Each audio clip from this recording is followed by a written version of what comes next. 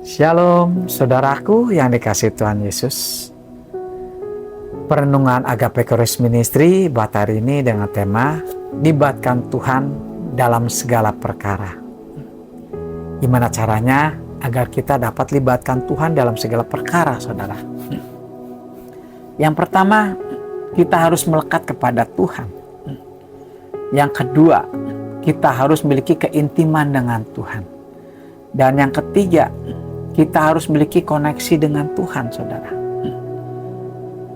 Apa selanjutnya yang harus kita miliki, saudara?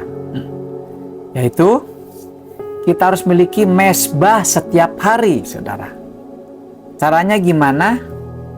Kita setiap hari, pada pagi hari saat kita bangun tidur, cari wajah Tuhan, saudara. Utamakan Tuhan dalam kehidupan kita.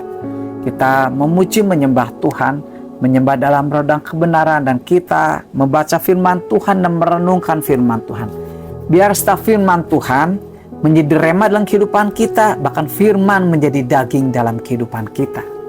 Amin, saudara. Agar kita menjadi pelaku-pelaku firman Tuhan, saudara. Dan yang selanjutnya, apa yang harus kita lakukan? 1 Petrus 3 ayat yang ke-10 sampai ke-12.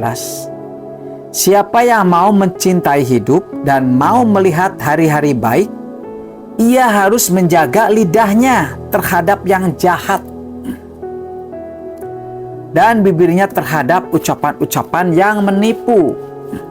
Yang ke-11, ia harus menjauhi yang jahat dan melakukan yang baik. Ia harus mencari perdamaian dan berusaha mendapatkannya. 12. Sebab mata Tuhan tertuju kepada orang-orang benar dan telinganya kepada permohonan mereka yang minta tolong. Tetapi wajah Tuhan menentang orang-orang yang berbuat jahat.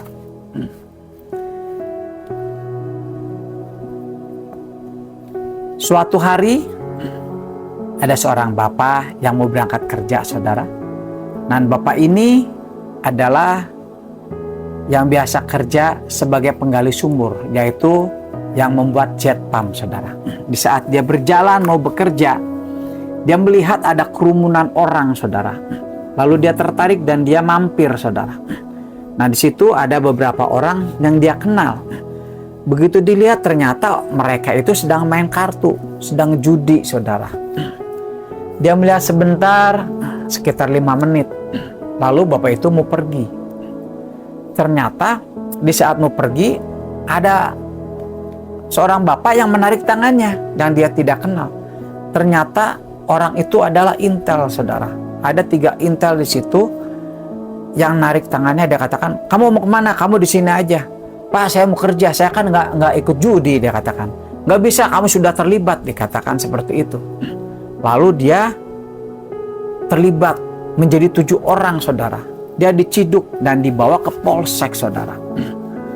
Lalu bapak itu menceritakan kepada saya menyesal sekali, dia katakan seperti itu.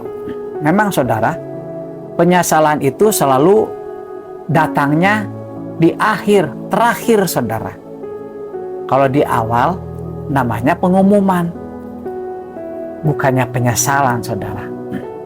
Nah, saudaraku yang dikasihi Tuhan Yesus, maka ada pepatah yang mengatakan seperti ini.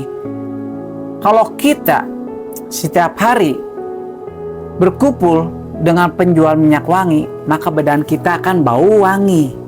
Kalau kita setiap hari berkumpul dengan tukang ikan asin, maka badan kita akan bau asin. Nah, artinya apa, saudara? Hidup kita harus kita dapat memilih.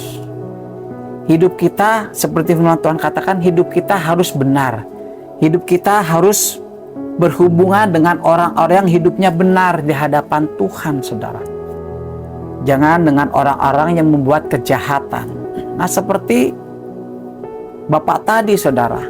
Mari saudara yang dikasihi Tuhan Yesus, kita petik dari cerita yang tadi, saudara. Kita sebagai anak-anak Tuhan, janganlah sampai terlibat, saudara, Jangan kita,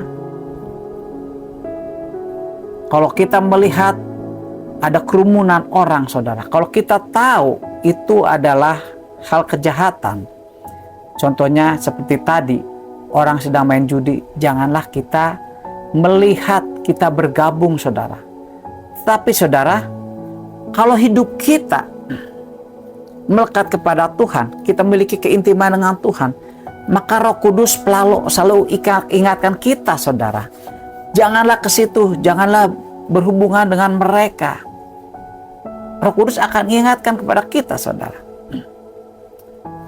Mari saudara, kita libatkan Tuhan di dalam segala perkara. Seperti tadi saya katakan, dengan cara apa?